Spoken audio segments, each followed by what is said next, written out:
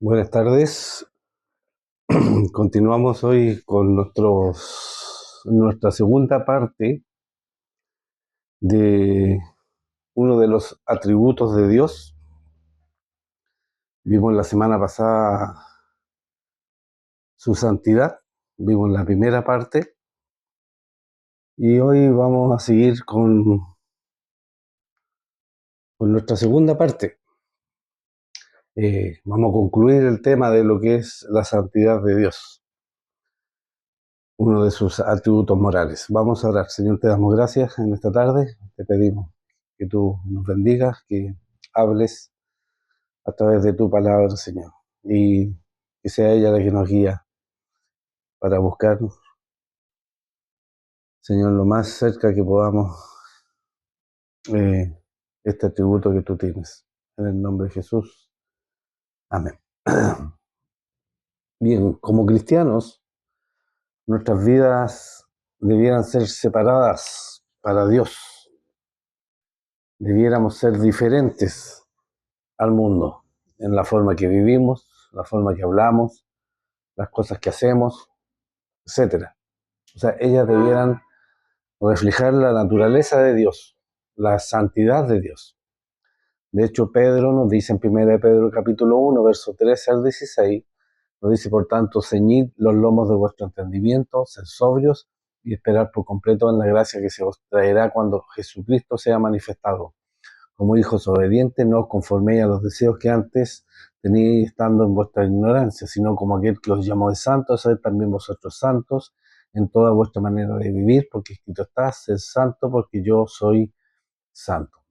El punto de Pedro es que nosotros vivamos una vida que está preparada, que está lista, que no nos vamos a colocar en una situación que causará que caigamos.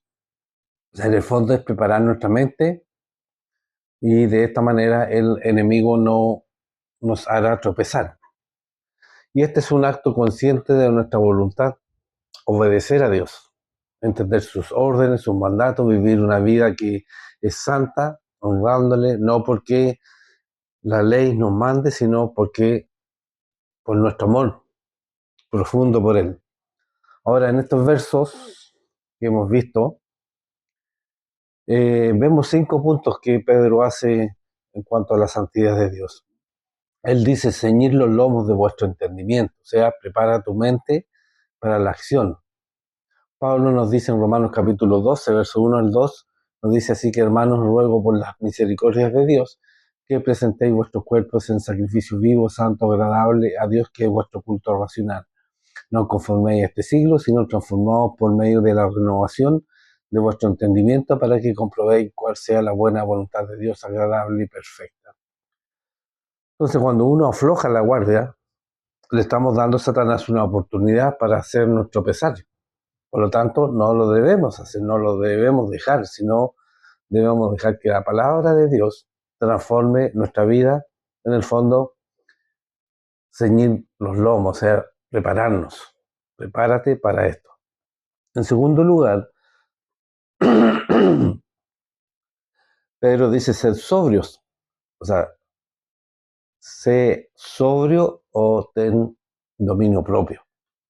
Y la idea aquí es que no es dejar que las circunstancias exteriores controlen nuestra vida, sino dejar al Espíritu de Dios que nos controle. Pedro está hablando de alguna manera de una embriaguez mental y espiritual, o el exceso que nos deja eh, el control de tu vida. Pablo en Efesios capítulo 5 dice, en el verso 15 al 21, dice, mirad pues con diligencia como andéis, no como necios, sino como sabios, aprovechando bien el tiempo, porque los días son malos. Por tanto, no seáis insensatos, sino entendidos de cuál sea la voluntad del Señor. No embriaguéis con vino, en lo cual hay disolución, antes bien sed llenos del Espíritu, hablando entre vosotros con salmos, con himnos y cánticos espirituales, cantando y alabando al Señor en vuestros corazones, dando siempre gracias por todo al Dios y Padre, en el nombre de nuestro Señor Jesucristo. Someteos unos a otros en el temor de Dios. Por lo tanto, En el fondo lo que Pedro nos está diciendo es que debemos estar continuamente llenos de Dios y no satisfacer los deseos de nuestra carne. En tercer lugar, Pedro nos dice, y esperar por completo en la gracia que se os traerá cuando Jesucristo sea manifestado. O sea, debemos poner nuestra esperanza completamente en el retorno del Señor. Generalmente las personas ponen su esperanza en toda clase de cosas, porque sin esperanza, de alguna manera podríamos decir que se pierde la voluntad para vivir. El único problema es que si tú pones tu esperanza en algo que es sin esperanza, que no tiene esperanza, como, no sé, en algún club de fútbol que ganó algún campeonato, tú vas a estar desalentado, vas a estar decepcionado y vas a perder la esperanza con el tiempo, porque posiblemente nunca van a cumplir. Por lo tanto, necesitamos poner nuestra esperanza en el Señor, porque solo Él nos ha dado la vida eterna y esa vida es solo encontrada en Él y es una garantía. Ahora, nosotros tenemos un lugar reservado para nosotros en el cielo, reservado por Dios, que nadie puede quitarnos.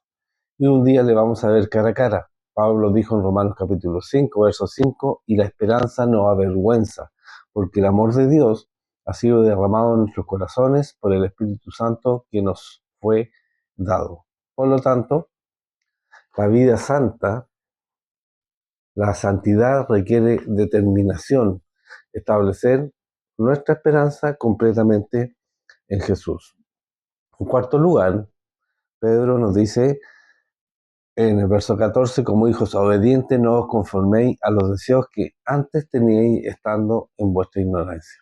O sea, no se conformen a los deseos pasados, a los deseos anteriores. Pablo en Efesios capítulo 2, verso 1 dice, y Él os dio vida a vosotros cuando estabais muertos en vuestros delitos y pecados, en los cuales anduviste en otro tiempo, siguiendo la corriente de este mundo, conforme al príncipe de la potestad del aire, el espíritu que ahora opera en los hijos de desobediencia, entre los cuales también todos vosotros vivimos en nuestro tiempo, en los deseos de vuestra carne, haciendo la voluntad de la carne y de los pensamientos, y éramos por naturaleza hijos de ira, lo mismo que los demás. Entonces somos una creación nueva en Cristo y ya no somos controlados por la carne, sino por el espíritu, o debiera ser así. Por lo tanto, lo que Dios está haciendo en el interior de nuestras vidas se va a manifestar exteriormente. O sea, en el fondo, cómo nos comportamos. O sea, ya no caminamos sin rumbo a través de la vida, sin dirección, sino que Dios nos guía y vivimos consecuentemente a como Dios nos guía. En quinto lugar, también Pedro nos dice, como aquel que os llamó es santo, sed también vosotros santos en toda vuestra manera de vivir, porque escrito está, sed santo porque yo soy santo, ser santo porque Él es santo. O sea, la palabra santo habla de ser, de estar apartado, y debemos ser apartados para Dios, separados para Dios. Y nuevamente la idea es que somos hijos de Dios, nacidos de nuevo por el poder de Dios, y así necesitamos vivir consecuentemente a aquello. Efesios capítulo 1, verso 3 al 4 nos dice, bendito sea el Dios y Padre de nuestro Señor Jesucristo, que nos bendijo con toda bendición espiritual en los lugares celestiales en Cristo, según nos escogió en Él antes de la fundación del mundo, para que fuésemos santos y sin mancha delante de Él. Entonces, este es el estándar que Dios ha puesto y Él nos llama a vivir de esa manera, a ser santos. Y uno puede decir, pero yo no puedo hacer eso. Sí, eso es parcialmente verdadero y vamos a tratar con eso en un rato más. Pero antes de que lleguemos a eso, miren, escuchen a lo que Pablo dice a los tesalonicenses en relación a este asunto de la santificación o al proceso que Dios usa para limpiar, sacar la basura de nuestra vida y para hacernos más similares a Él. En 1 Tesalonicenses, capítulo 4, verso 1 al 12, nos dice: por lo demás, hermanos, os rogamos y exhortamos en el Señor Jesús que de la manera que aprendiste de nosotros cómo os conviene conduciros y agradar a Dios, así abundéis más y más, porque ya sabéis que instrucciones os dimos por el Señor Jesús, pues la voluntad de Dios es vuestra santificación, que os apartéis de fornicación, que cada uno de vosotros sepa tener su propia esposa en santidad y honor, no en pasión de concupiscencia como los gentiles que no conocen a Dios, que ninguno agrave ni engañe en nada a su hermano, porque el Señor es vengador de todo esto, como ya os hemos dicho y testificado, pues no nos ha llamado Dios a inmundicia, sino a santificación. Así que el que desecha esto, no desecha a hombre, sino a Dios, que también nos dio su Espíritu Santo. Pero acerca del amor fraternal no tenéis necesidad de que os escriba, porque vosotros mismos habéis aprendido de Dios que os améis unos a otros. Y también lo hacéis así con todos los hermanos que están por toda Macedonia. Pero os rogamos, hermanos, que abundéis en ello más y más, y que procuréis tener tranquilidad y ocuparos en vuestros negocios y trabajar con vuestras manos de la manera que os hemos mandado, a fin de que os conduzcáis honradamente para con los de afuera y no tengáis necesidad de nada. Entonces la voluntad de Dios es nuestra santificación, que seamos santos como Él es santo. La pregunta es: ¿cómo podemos hacer esto? Obviamente el espíritu está dispuesto, pero como nos dice la escritura, la carne es débil. Pero miren lo que Pedro nos dice acerca de por qué Pedro nos dice después por qué él va a mostrarnos lo que necesitamos hacer para lograr esto en los siguientes versos. Dice en 1 Pedro capítulo 1, versos 17 al 19: y si invocáis por Padre a aquel que sin acepción de personas juzga según la obra de cada uno, conducíos en temor todo el tiempo de vuestra peregrinación, sabiendo que fuiste rescatados de vuestra vana manera de vivir, la cual recibiste de vuestros padres, no con cosas corruptibles como oro o plata, sino con la sangre preciosa de Cristo como de un cordero, sin mancha y sin contaminación. Entonces, ¿nosotros qué podemos hacer? Invocar al Señor, nuestro Padre, y pedirle nos ayude a vivir una vida que le agrade a Él. Y Él nos va a dar el poder para hacer eso. Él nos ha llamado a ser santos y nuestra respuesta es que debemos caminar consecuentemente a aquello. Ahora Pedro nos da una advertencia. Él nos dice que Dios no hace acepción de personas para con nosotros. Él no tiene un favorito, no tiene un maestro figura. Él nos dice: yo disculpo a Carlos, en realidad me agrada, pero eso sería inconsistente con su carácter, con su naturaleza. Él nos va a disciplinar porque somos sus hijos. Y cuando nos extraviamos, Él nos ama tanto que Él va a hacer que sea lo que sea para traernos de vuelta. Y en eso va a ser o va a disciplinarnos. Proverbios capítulo 9, verso 10 dice: el temor de Jehová es el principio de la sabiduría, y el conocimiento del santo es la inteligencia. Entonces, cuando Salomón y Pedro hablan de temor, hablan de un temor reverencial.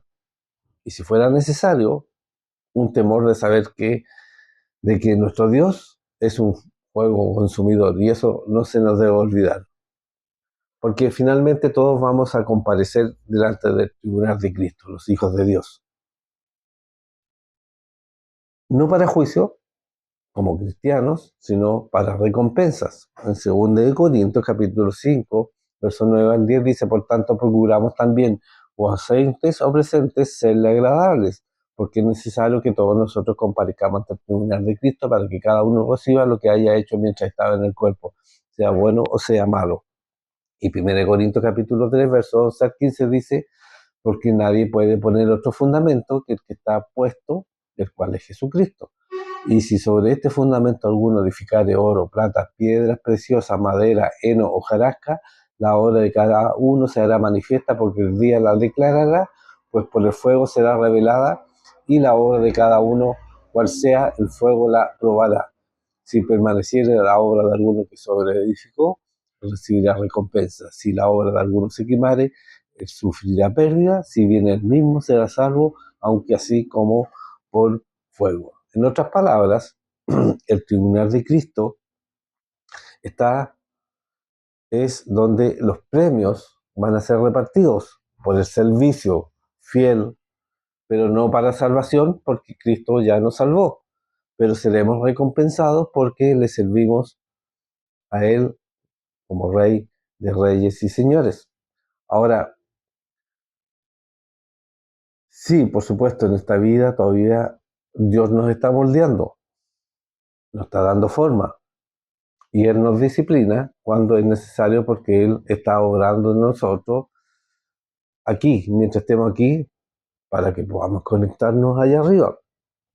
De hecho, es como Juan nos dice, en 1 Juan capítulo 3, verso 2, dice: amados, ahora somos hijos de Dios, y aún no se ha manifestado lo que hemos de ser, pero sabemos que cuando Él se manifieste, seremos semejantes a Él porque le veremos tal como Él es. ¿Y quién no anhela ese día?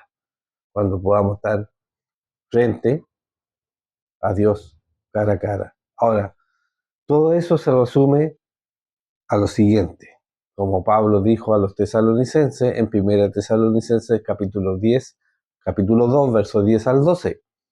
Dice: vosotros sois testigos y Dios también de cuán santa, justa e irreprensiblemente nos comportamos con vosotros los creyentes, así como también sabéis de qué modo, como el Padre a sus hijos, exhortábamos y consolábamos a cada uno de vosotros, y os encargábamos que anduvieseis como es digno de Dios, que os llamó a su reino y gloria. Nosotros debemos caminar consecuentemente, que puede ser así, como Dios, que es lo que Dios quiere. De hecho, le costó a Dios la vida de su Hijo, le costó a Jesús su sacrificio a fin de que nosotros podamos ser salvos, que seamos redimidos de la separación eterna de Dios. Entonces, esto es algo que no podemos comprar, es un regalo de Dios. Por lo tanto, cuando lo recibimos, debemos honrar al Señor por la forma en que vivimos nuestra fe. O sea, que seamos santos como Él es santo. ¿Saben? Dios no nos llamó a ser mediocres. Él no nos llamó a ser comunes. Él no nos llamó a estar en la mitad o a ser evaluados malamente. Pero Él nos ha llamado a ser santos como Él es santo. Ahora sí, es como reiterativo, pero eso es importante. Ahora, entendamos que nunca vamos a ser santos como Dios es santo. Su santidad es perfecta. No vamos a alcanzar eso. Pero sí me gusta la forma en que A.W. Tozer dijo en relación a este asunto de la santidad de Dios y nuestra santidad. Él dijo: Dios es santo y Él ha hecho de la santidad la condición moral necesaria para la salud de su universo. La presencia temporal del pecado en el mundo solo acentúa esto. Todo lo que es santo es saludable. El mal es una enfermedad moral que debe terminar finalmente en la muerte. Ya que la preocupación principal de Dios para su universo es su salud moral, es decir, su santidad, todo lo que sea contrario a esto está necesariamente bajo su desagrado eterno. Para preservar su creación, Dios debe destruir todo lo que la destruiría. Cuando Él se levanta para quitar la iniquidad y salvar al mundo de colapso moral irreparable, se dice: está enojado. Todo juicio en ira en la historia del mundo ha sido un acto sagrado de preservación. La santidad de Dios, la ira de Dios y la salud de la creación están inseparablemente unidas. La ira de Dios es su intolerancia absoluta de todo lo que desagrada y destruye. Él odia la iniquidad como la madre odia la enfermedad que toma la vida de su hijo. Dios es santo con santidad absoluta que no tiene grados, y esto no puede impartir a sus criaturas, pero hay una santidad relativa y eventual que comparte con los ángeles, los serafines en el cielo y con los hombres redimidos de la tierra como su preparación para el cielo. Esta santidad de Dios puede y debe impartir a sus hijos. Él lo comparte con ellos por imputación e impartición y porque Él la ha hecho disponible a ellos a través de la sangre del Cordero. Él requiere eso de ellos. Por primera vez Israel y posteriormente a su iglesia. Y creo y pienso que eso es importante, que nosotros debemos entender. Nunca seremos santos como Dios es santo, pero debemos ser santos, no debemos aminorar los estándares para hacernos ver mejor. Dios nos dará el poder para vivir vidas que le agraden a Él, por medio de su Espíritu Santo. Y quiero terminar eh, con algo más, con un pensamiento que se centra en el cielo y lo que es, al menos, parte de lo que es, de lo que hemos estado hablando.